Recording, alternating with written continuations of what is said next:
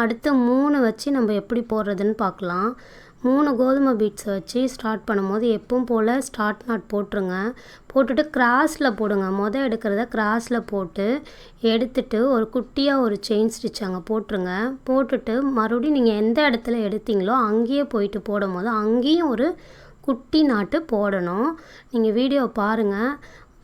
அதே மாதிரி ஆப்போசிட் சைடும் போட்டு அங்கேயும் ஒரு குட்டி நாட் போட்டு ஒரு இடத்துலையும் அந்த குட்டி நாட் போட்டு நீங்கள் முடிக்கணும். அப்போ தான் அந்த புட்டாஸ் வந்து டைட்டாகவும் மணி அசையாமலும் நீங்கள் போடுற அதே ஷேப்லேயே இருக்கும். சென்டரில் மட்டும் வந்து நீங்கள் குத்தி எடுத்து லாஸ்ட்டாக ஃபினிஷிங் வந்து மேலே வந்து எண்டு நாட் போட்டு முடிச்சுக்கிடலாம்.